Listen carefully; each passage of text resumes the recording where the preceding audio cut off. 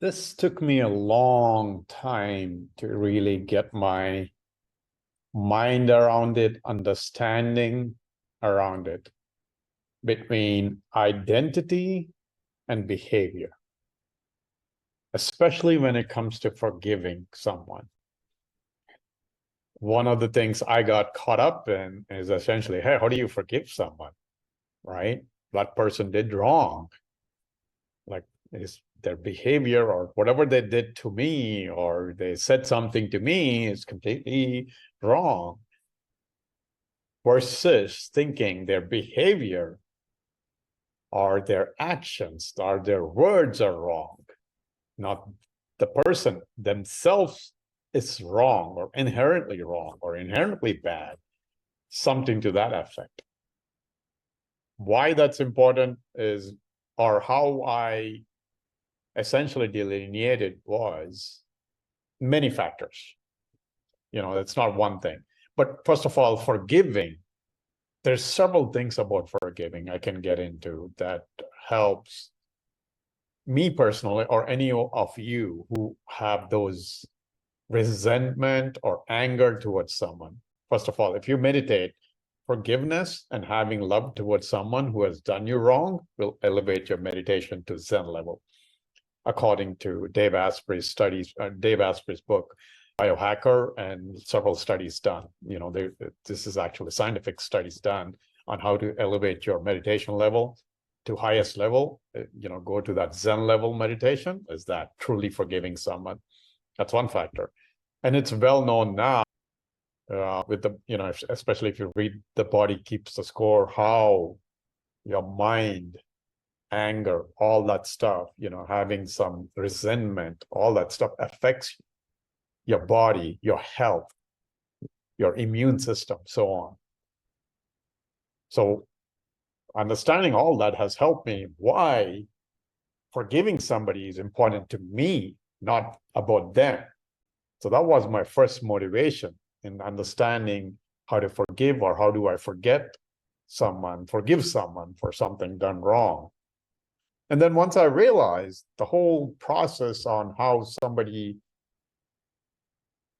actions or words are used, behavior happens, basically based on the culture, upbringing, whatever things that happen, it's a sequence of events, and they're doing whatever they do, they according to their model. So what fits them, what they think is right, they're not aware that it's wrong. For them, it's right. That's how they protect themselves, that they are, the body, the brain is protecting them, and that's how they're behaving.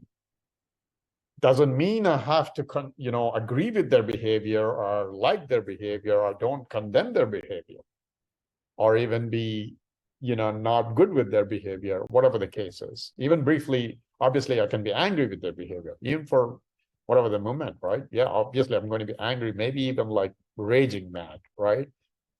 That's fine. There's nothing wrong with being mad. There's nothing wrong with being angry. Feel those emotions. All emotions are good because it's natural.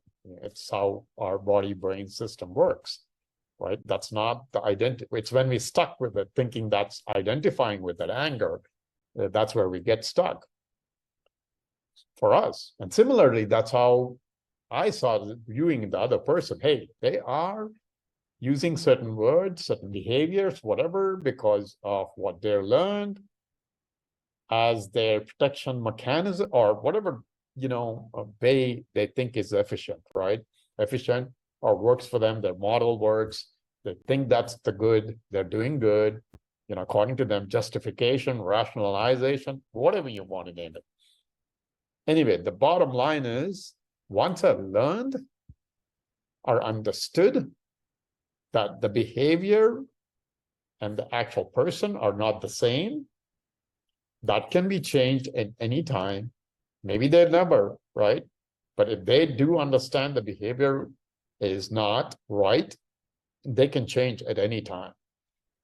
And once that's the case, then why do I hate the person? I don't have to hate the person. No reason to. I just feel sorry, empathy for that person, understanding, hey, that's how they kind of feel that they are justified in doing things, or their behavior or their cultural upbringing, whatever the case is, childhood influences cause them to be that way. It can be very, very bad to pretty nasty, deeply nasty.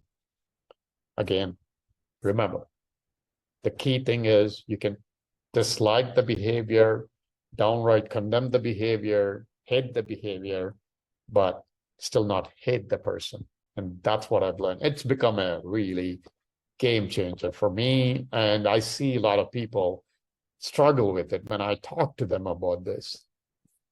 They kind of don't get it. Like, how can I forget that person? That person said this to me or did this to me. You know, it could be small, it could be big. You know, I haven't, talked to someone with massive, really drastic or right, really despicable, behavior happen to them, but, pretty major things, right? I had some, pretty big things happen too. I wouldn't say anything drastic or dramatic, really, but yeah, everybody has those.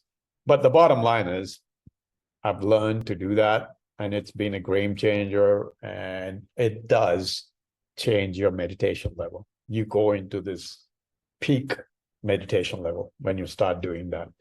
And obviously your health and everything, you're happy more often, all that stuff, right?